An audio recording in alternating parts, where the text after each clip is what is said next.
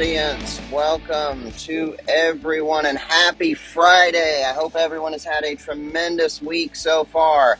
I've had a pretty good one. I'm glad that fall weather is finally here. That's always a nice thing. We got a lot to talk about in the world of football. There's a couple of pretty big SEC games coming up this weekend. It is, as some of you may know, the third Saturday in October. Tennessee is a 3-point underdog at home against a team that just lost to Vanderbilt 2 weeks ago and struggled to barely sneak by South Carolina last week. So we'll dive into that. I've got a lot of notes on NFL stuff and college stuff, but I've, as many of you may know, I've kind of started trying to do this thing where I basically just make a Friday episode with some of my favorite bets and give betting tips and previews and advice. So I'm going to do that. That's going to be the focus of the show, and hopefully we'll have time later to dive into some of these other topics because there is a lot to talk about. So a couple of new AFC teams have a couple of new number one receivers. It looks like we now live in a world in which Texas runs the SEC and Oregon runs the Big Ten. Things are just crazy. You know what? There's not even that much to talk about with my Titans, so yeah, who wants to hear about that? But we do have a lot to dissect about the games coming up, both in college and the NFL. And I do have some favorite bets already that I looked at this morning, pulled up and put together. And we'll go through the slate of college games, NFL games, and then we'll see what we've got time for. So I'm going to take a quick break, see about my notes, and we'll be right back. Okie dokie, friends, welcome back. So I hope everyone did listen in to my betting tips episode last week. If you did, you probably got a little bit more money if you took some of the advice. I am not claiming to be an expert or a professional, obviously, at any of this stuff. And I've told you guys for my regular listeners, all I'm really doing this week or this year that's been different is I'm not overthinking any of this stuff. I'm just going with what makes sense to me. I know the sport very well. I know, both college and NFL, and I'm just seeing bets that make sense and I'm taking them and I'm not overthinking it. And beyond, maybe looking up some stats here or there that I don't know. I'm not, diving into a lot of the deep details because when I do that, I always get it wrong. I always end up outsmarting myself. I wish things weren't like that. I wish I could tell you that I had some advanced algorithm or some, deep, detailed system in which I get this stuff right, but it's really not. It's just me knowing the game and taking the bets which make sense. And every week, there will be valuable bets out there, multiple. Yeah, even if you're, even beyond just the money lines and totals, and even if you're going into player props and stuff like that. But I mean, even just those on the surface, there will be valuable bets. I mean, you've got how many college games and 15 NFL games almost a week. So there will be plenty of opportunities out there every week to make money. And so I'm just seeing the ones that I like, seeing the ones that make sense, and I'm taking advantage of them. So first things first, what we'll do is I do have I did put together one favorite bet that I'll just go ahead and share. I don't know, maybe I should save that till the end of the show, but it's not like I know what I'm doing here. I'm any sort of professional podcast or anything. So I'll go ahead and give you that one right off the top because what I'm looking at, there were 3 games that stuck out to me as I was looking things over. Number one, well, these are not necessarily in rankings, but one of them, the first one will be Georgia against Texas. And I know I have lost money now at least twice this year betting against Texas. So, excuse me, you'd think I'd learn my lesson. But when I look and I see the Georgia Bulldogs as a 5-point underdog, I don't care who they're playing. I really don't. I don't care what's going on. I don't care who they're playing. I don't care where they're playing. The modern Georgia Bulldogs team, if I see them as a 5-point underdog, give me that all day, every day.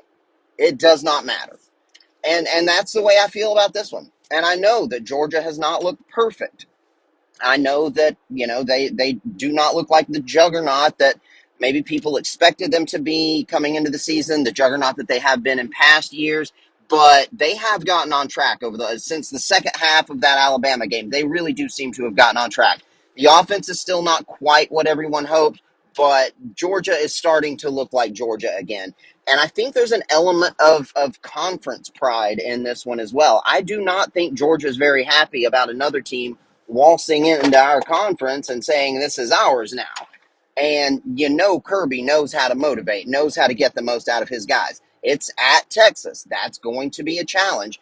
But I just think, again, it would not matter who they were playing, unless it's an NFL team or something. If I see Georgia as a 5-point underdog, give me that all day long. I don't care if it's Ohio State, Texas, doesn't matter. But I do think that this is just one where Texas could be a little bit vulnerable against a team with a defensive front that can get through and sometimes overwhelm that outstanding offensive line that they have. A team that's secondary can hold up with these great receivers and great passers that won't have to get too creative, but can play man to man a lot of the game. And an offense that's going to be able to probably dictate the pace to them in a way that they haven't had happen to them yet this year. So I've got Georgia. The money line right now on ESPN Plus is plus 175. I've got that. That's the first one. And you know what? I got to get some gas, so I'm going to make you guys wait till I give you the other two of my favorite bets. So give me just a minute, and I'll be right. Alrighty, friends, we are gassed up and good to go. So, the money line on that Georgia game, as I said, they're 5-point underdogs, so the money line would be plus 175.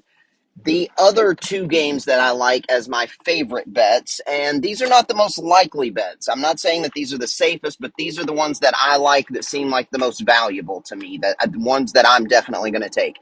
Another one is the Detroit Lions as an underdog against at Minnesota. And you guys know I love Kevin O'Connell. I really like this Minnesota team. I know that they're rested and they are for real. This Brian Flores defense is no joke, but the Lions are just on a roll, unlike just about anybody in the league right now.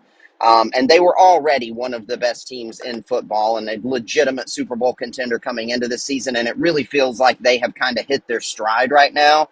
And so I'm taking the Lions in that one, man. They just look like like the best team in the NFC right now. And again, I like the Vikings, but it just feels like they are that surprise team that is maybe close to being contender status, but now they're about to play the real big boy in the division, and I feel like Detroit's just rolling right now. Plus, not to mention, even though Minnesota's coming off of their bye, Detroit also had a long rest because I think they played on Thursday last week, if I'm not mistaken. Or was it? I don't know. But anyway, it doesn't matter either way. I'm taking the Lions in this one. The money line on them was, what was it? It was, it's plus 105, so it's not much. But if you take the Lions to win, it's plus 105. The other one is the Kansas City Chiefs. It's the rematch of the 49ers and the Chiefs.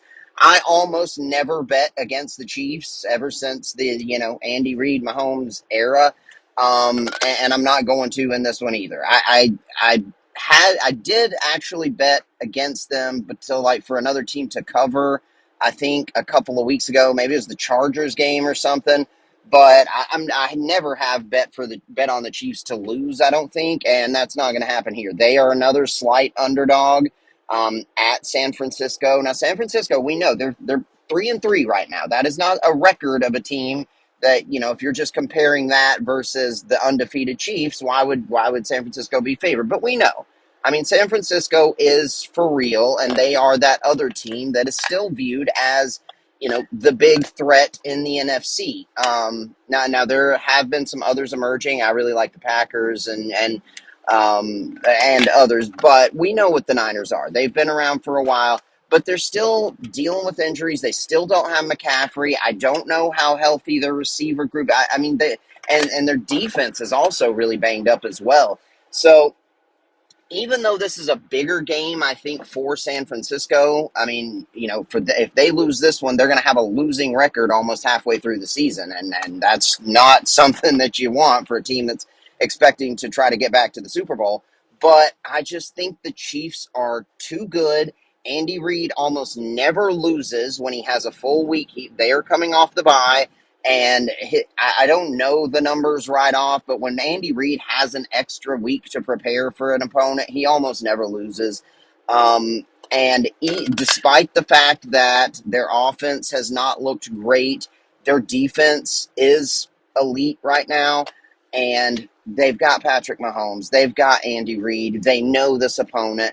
And I just feel like the Chiefs are the way to go there. I'm not saying that. Now, they're not going to go undefeated. Eventually, they're going to run into somebody and they're going to lose one of these games. And I think that's kind of maybe the thinking with some of these bets is like maybe they're due a loss now. And this is an opponent that, has maybe a revenge factor and it's in their building. But I just feel like the Chiefs are the way to go in this one. The Niners are, the Chiefs, I think, are already the better team.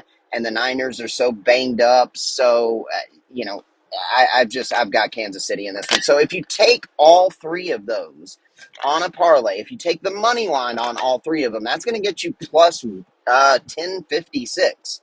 So basically, you bet $10 on that, you're going to win 105. Now, if you just take the spreads, I think it was like plus 590 something, but I'm not going to do that. I'm probably going to take the money line. The only one I might is maybe take the Georgia 5 points and then the other two to win straight up. I don't know. I'll play with it and see what it looks like. But if you take all three to win straight up, you're at plus 1056. So I think that's a good bet and at least worth putting a little bit on. I'm going to take another quick break. We'll go through some of the other bets that I like, maybe some safer things, maybe some interesting stuff, and see what else we have time to talk about.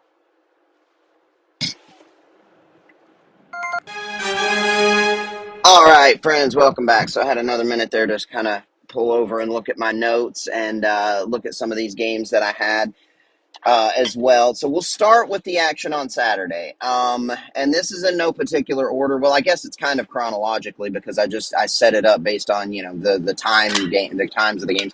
And so, well, no, that can't be true because, all right. So anyway, one of the first ones that I saw that I liked was Missouri as a 4-point favorite against Auburn. And you guys know I usually love betting underdogs, but I think that Missouri's kind of being undervalued a little bit here. It's at home, and they are 5-1. And even though I felt like they were a little overrated all year, they are, about where they should be right now. 19, in the teens seems about right for them.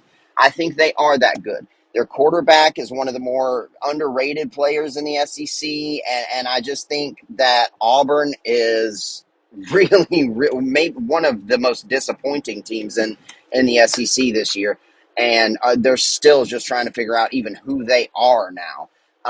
So I don't see them coming in there and getting a win against a 5-1 Missouri team. So I would take those 4 points. I think Missouri's gonna handle them on that one.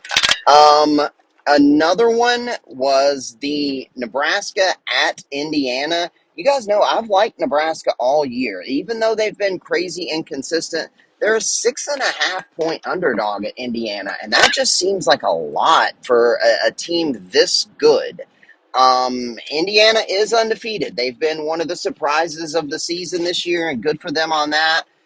I just feel like this is one that Nebraska might steal from them, and maybe I would even bump that up to like 7.5 and put it in a parlay with others. In fact, that's probably what I'll do. But I don't see Indiana blowing them out in this one. There's also the Miami and Louisville game that is just always going to be competitive. I don't know which way I would go on that one. Miami's a 5-point favorite, so I don't. I feel like I've just got the feeling that Louisville's going to get them.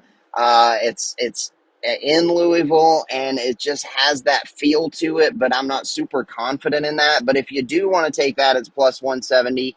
And then there's the well, we'll come back to the third Saturday. We'll circle back to that one in a minute.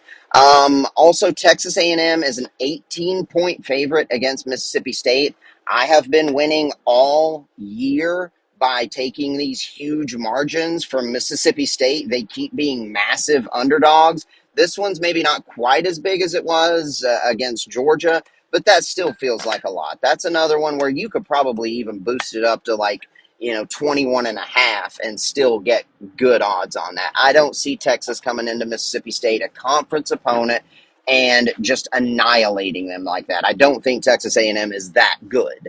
And while Mississippi State is bad and probably the worst team in the conference right now, they are still an SEC. This is still going to be a conference game, and I see that kind of spread. Yeah, I'm going to take it.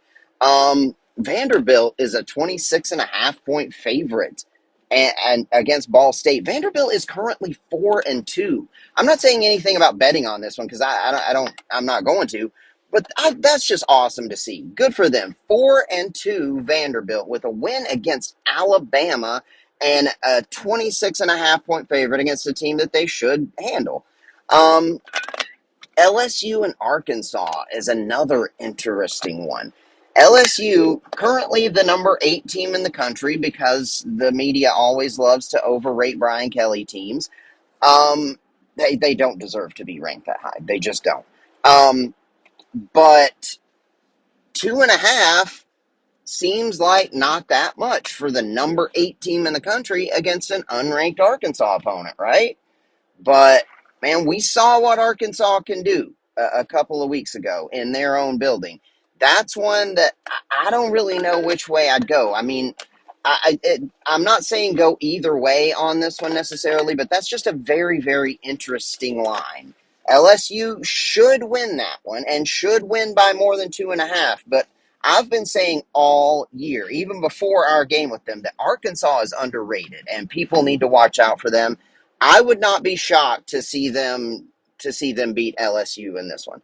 I've already given you my thoughts on the Texas and Georgia game, so we'll go to the third Saturday in October. The Tennessee Volunteers is a 3-point underdog against Alabama. I'm not going to bet on that. Well, I don't know. I probably will. I'll probably put a little bit on our money line, but not much.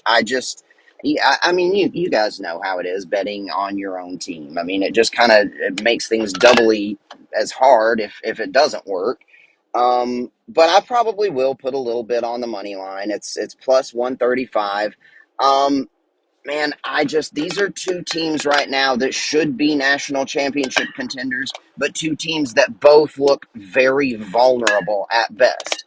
If we get the good version of Nico, then we should win this game. If Nico is missing passes and being inaccurate like he was last week against Florida, and if he's being indecisive, as he was a couple of weeks ago against Arkansas, then we're going to be in trouble. That's all there is to it. This game really is on his shoulders. The defense is going to do their part. Jalen Milroe's going to make some plays. That's just impossible to stop. Alabama's still going to be Alabama, but the defense will will make this where, as long as the offense does its part, we can win the game. But it's really all going to be on the shoulders of Nico. He's going to determine the outcome of this game. If we get the good version of Nico, the guy that was just throwing 40-yard darts, hitting his receivers in the hands the first few weeks of the season, we will win. If we get the indecisive, inaccurate version of Nico that we've kind of seen the last couple of weeks, we will not win. So, I don't know. And really, that's what it boils down to. It was supposed to be a top 10 matchup until they knocked us out of the top 10. We're now number 11, so they can't promote this on TV as a top 10 matchup, which is a little surprising given that Vanderbilt beat Alabama 2 weeks ago, and then they barely get by South Carolina with a last-second interception and a failed 2-point conversion that would have tied it up. They barely sneak by South Carolina at home, and they don't drop at all. We barely sneak by Florida, a team that's just historically been a rival and given us problems, and we drop 4 spots, however many it was? I guess it was 3 spots. I don't know how that makes any sense, but we've got the chance to make it right tomorrow.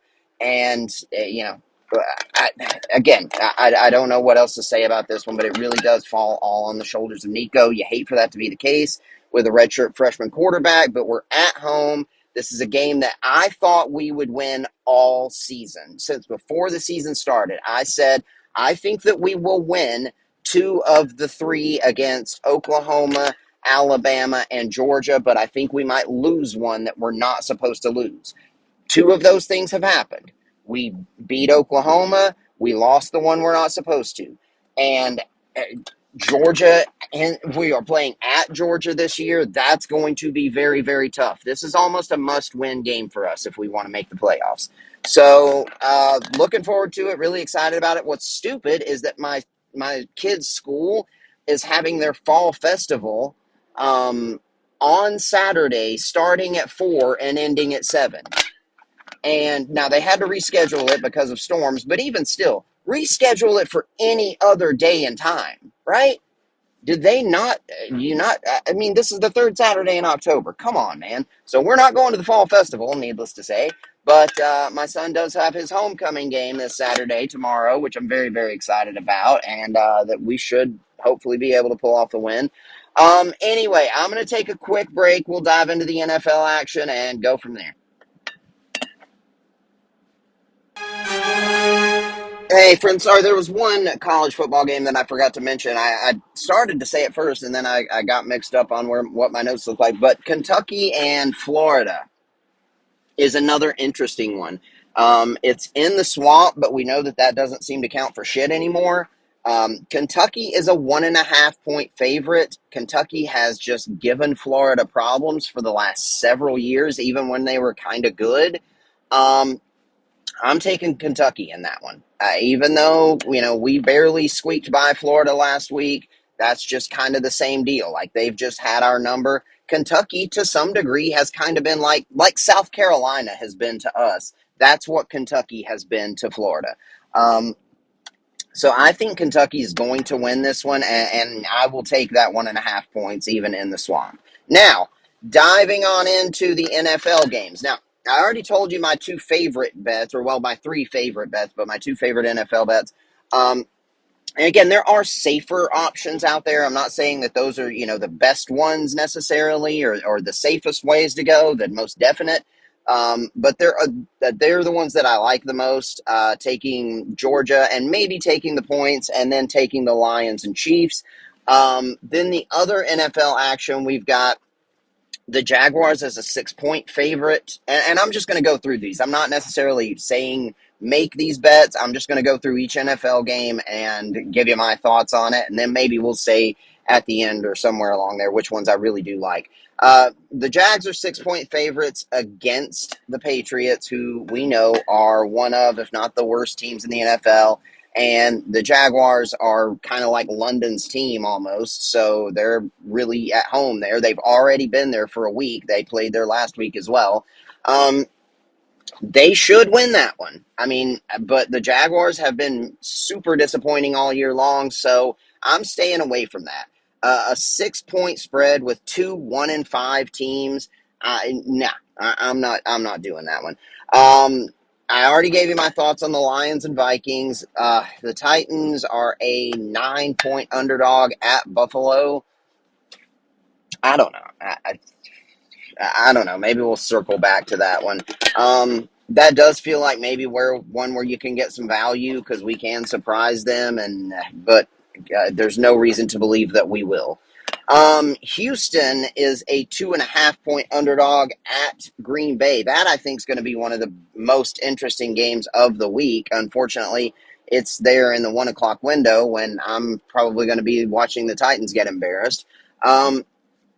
But that's one that I'm not going to bet on either, because I just think that one could go either way totally. These are two of the two hot, up-and-coming young teams in each conference, and so they really should have made this a 4 o'clock or a primetime game. I don't know why this one's just a regular 1 o'clock game. But the Colts are a 3-point favorite against the Dolphins at home. I would take that probably. especially if Joe Flacco's at quarterback. I talked about this earlier in the week. I was actually happy to see that Anthony Richardson was supposed to be back in our game against them last week. And then it ended up being Flacco, and you saw what happened. If it had been Anthony Richardson, I think we might have won that game. Um, but especially if Joe Flacco is still going to be playing quarterback, yeah, give me that. The Dolphins are just lost without Tua. The Falcons are a 3-point favorite against Seattle. I don't know, man. I just don't, I can never trust the Falcons, so I'm probably going to stay away from that one. If anything, I might take that total. It's pretty high, but I think they will still go over it. It's 51.5, but I still think that they will go. This one will be a relatively high scoring game. Um, One bet that I do think is one of the safer options this week is Cincinnati versus Cleveland. They're a 5.5 point favorite, and I think Cincinnati's starting to get into that mode where we've got to win almost every game. We've got to string some wins together. Cleveland is one of the worst teams in the league. They just traded away their best receiver. They have clearly accepted their fate now, and that was another topic, and actually something that I had in my notes that I wanted to talk about. But because in trading Amari Cooper, Cleveland clearly has accepted their fate now, and there are still people out there, bashing them for not benching Deshaun Watson, for not for making the trade in general, but and for still clinging to hope or not being. But no, making that trade shows they understand where they are. They understand the position that they are in right now, and maybe keeping Deshaun Watson in as the starter is kind of tanking without tanking. I mean, they need draft capital now. And so, they're bad. Even that defense, which was supposed to be championship caliber, has been really, really disappointing. So I think the Bengals will come in there, and even though it's a division game and those AFC North games can be unpredictable, I think the Bengals will beat them pretty handily. So that's one that I think is one of the safer bets this week, as should be the Eagles with 3 points against the Giants. But the Eagles are just that team that you just cannot trust this year. If they lose at New York, that could be, I don't know that they'll fire him right away, but that could be almost the final straw for Nick Sirianni. Um, I said they should have fired him after last season, but they stuck with him, and we see where that's gotten them. They're one of the most talented teams in the NFL. They should be one of, if not the best team in the NFC, but they're just not. And it seems pretty clear that they're kind of being held back by some bad coaching. But they should win that one. They're 3-point favorites at New York, but it's hard to trust them. The Commanders are an 8-point favorite against Carolina. That's just a big spread. The Commanders have been one of the most pleasant surprises of the season, and they should win this one. But one that I heard actually on the radio that I think I might like, this was not my idea. This was something that I heard, I think, on ESPN radio this morning, was he was talking about taking the first half total for the Commanders, which was like 16.5, I think. And that sounds like a lot for a team to score in the first half, but apparently the Commanders have been one of the best early scoring teams in the league this year. And the Panthers have been one of the worst defensive teams in the first half of games this year. They're allowing like 20 something points in the first half of games this year. So if you think, that's one that, again, I can't take credit for, but that's sounds like a decent bet worth at least looking into. It would be 16.5 points for the Commanders in the first half, maybe. Other than that, I don't know that I'm messing with that game. And I don't even know that I'll do that one. The Rams are a 7-point favorite against the Raiders. I'm probably going to take the Raiders there just because of the value in it. The Rams are 1-4 and they're still not really healthy. They should be the better team, but the Raiders are that kind of team that can surprise you, and maybe, moving Devontae, getting past that drama can help them to sort of refocus now. That's one I might kind of jump on just because of the value there. I already gave you my thoughts on the Chiefs and the 49ers. Then we've got Sunday night football. And man, I'm taking the Steelers all the way in this one. And I know that I said if the Jets add Devontae, that really could put them over the top to where they can reach that possible contender level. But I've said all year long, and I said before the season started, that the Jets are just a fringe playoff team. They are nowhere. They are not a Super Bowl contender. But with the chemistry and how big of a deal that is to Aaron Rodgers, and now giving him one of the best receivers in the league that's still got plenty left in the tank, and a guy that he has lots of chemistry with for a quarterback who's all about that chemistry. But then they fire their head coach. I mean, who's really running the show? I mean, we know it's Aaron Rodgers. They've changed play callers. And if you think Todd Downing, by the way, is the guy who's going to save the offense, that is just literally laughable. I laughed out loud. I haven't gotten a chance to talk to you guys since then because I found it out actually on Monday. They had that Monday night game last week, and I didn't find out until that. I knew that they were taking play calling duties away from Nathaniel Hackett. I didn't realize who they were giving it to until I was reading about the game Monday afternoon, and I saw that it was going to be Todd Downing, and I literally laughed out loud. And I mean, that's just, come on. If that's the guy you're thinking is going to save your offense, good Lord. And plus, going back to Devontae just for a minute, though, um, he's just been there a few days. He's not going to be able to come in, and even though he's familiar with the offense, it's a different team, it's a different offense, it's different everything. Well, not different everything, but even with all the similarities, it's still different. It's still a new team, and so I don't think he's going to come in there and be catching 10 passes for 150 yards right off the top. I think he will only come in. Yeah, I think he'll probably play about half the snaps as they get him integrated into the offense. And look, I don't know what the Steelers are doing at quarterback. If it's Russell Wilson, I don't know. I've said I think Mike Tomlin kind of deserves a little bit of the benefit of the doubt just for two reasons. A, because of his history of success.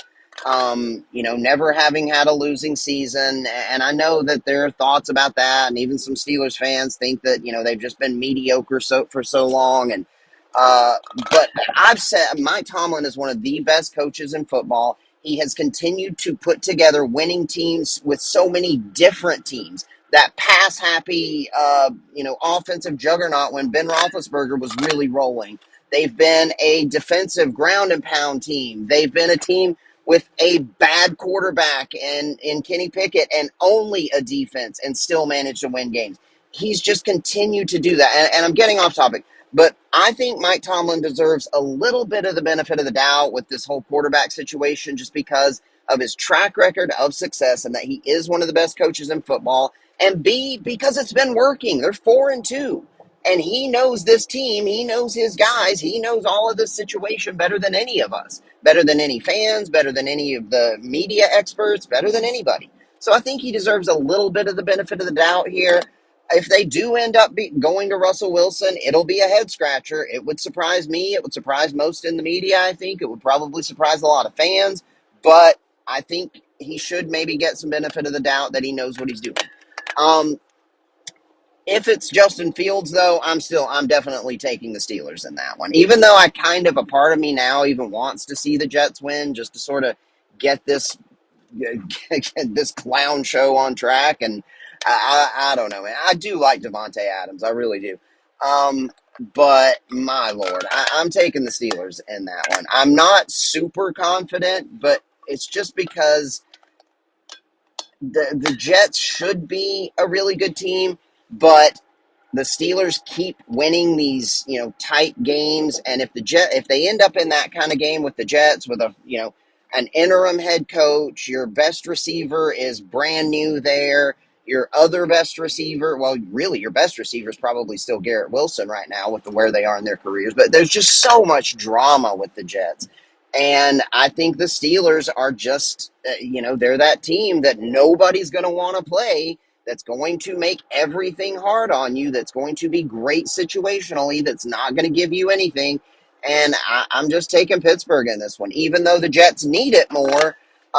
But that's not one that I'm super duper confident in. Maybe not as much as it sounds like, but I'm definitely going to be taking the Jets, excuse me, the Steelers, unless something changes between now and then. And then for the Monday night game, you know what? I'll save that one for a Monday episode. I'm going to take a quick break, and then we'll see what else we got to talk about and probably close things up. Alrighty, friends, welcome back. So I was able to stop there for a minute and just go over everything. So just for a quick recap on what we've got, and some of my bets that I will be doing this week. I'm going to be taking Missouri. They're currently a 4-point favorite, hosting Auburn. And then I think I will take Nebraska. I hope that line even changes a little bit, maybe goes to 7.5. That would make me a little bit more comfortable, but I'm probably going to take them. Not super duper confident in that, but I probably will. And then I'm going to take Mississippi State plus 18 against the Texas A&M team that I think has maybe started to finally find their stride, but just it's an SEC conference game. That's a huge spread. And then I mentioned my favorite bet was, Georgia plus the 5 points. And then I'm going to take Kentucky minus 1.5 at Florida. And then getting into the NFL stuff, the Lions to win at Minnesota. What else did I really like? The Bengals minus 5.5 at Cleveland. The Chiefs at least plus the 2 points, but probably going to take the money line. The Chiefs at San Francisco, and then the Steelers plus 110 as a home underdog against the Jets. So those are my bets that I'm liking right now. I'll dive into things in more detail tomorrow. Well, I won't be able to talk to you guys about it, but I'll start picking first touchdown scorers and player props and stuff like that. But just on the wins and losses, those are the ones that I'm looking at that I like this week. Let me take one more quick break. I'll see if there was anything else to talk about, and then we'll go. Alrighty, friends, welcome back. So there's one more thing to gripe about, and that's the stupid, ridiculous Monday night doubleheader that they are doing again that I do not understand. Apparently, though, this week, one of the games is only going to be streaming on ESPN Plus, so they're testing that out. It's the Cardinals and who was it? I don't even remember. The Cardinals and the Chargers. And apparently that game is just going to be streaming on ESPN Plus. And they were talking about it on the radio and saying, who even has that? But I mean, I think if you have Hulu or Disney, you probably have it, because I think most people like myself would have that bundle, and you get ESPN Plus with the Hulu Disney ESPN Plus bundle. So if anybody wants to watch that game, that's apparently where it's going to be. But it's just so stupid to even do that anyway. Why do the doubleheader thing? I don't get it. But surprisingly, I was able to pretty much cover everything in my notes along the way as I was going through the betting stuff. So we really don't have all that much left to talk about. There are a couple other topics, but maybe I'll try to do a YouTube episode this weekend if I can create some time out of thin air, or we'll see what happens. But also check out the YouTube channel. There's a little bit of new stuff on there. We probably will put at least one more video. I don't know if it'll be a regular sports episode, or if it'll be something with us playing a game, or something with us doing something else, maybe Jackie's football game. I don't know. We'll see. But that actually is something that that was one thing I was going to start doing. Hopefully we'll have time. I'm going to try to start doing what we did last week with Jack previewing the game on either EA College Sports or Madden. I think I'll let him do a preview of the third Saturday in October for you, and you can check that out on YouTube. I think that's a fun little idea for us. Also, eventually, I'm going to get around to really getting that other HDW Pursley's Stories podcast going, so keep an eye out for that, and I'll let you know when it really hits the ground. I'm almost done with this ridiculous American realism and naturalism class that I'm in right now that has just been way too difficult and way too complicated. But next week is the final week of it, and hopefully, once I'm done with that, I'll actually have a little bit more time. We're also supposed to be hiring someone else, and I should start getting my weekday off again, hopefully, and be only working 4 10-hour days as opposed to the 5 10-hour days that I've been working as of the last few months, and that'll really help things. So hopefully, we'll be able to get things all back on track and get that new podcast up and running because I am still very excited about it. I hope that everyone has a wonderful weekend. Gamble responsibly, be nice to everybody, and yeah, root for the Cleveland Blue Raiders 6U team. If we can go ahead and win out these next two games, we should have a good shot still at making it to the championship game. So, yeah, I'll talk to you guys again soon. All right, love you. Bye.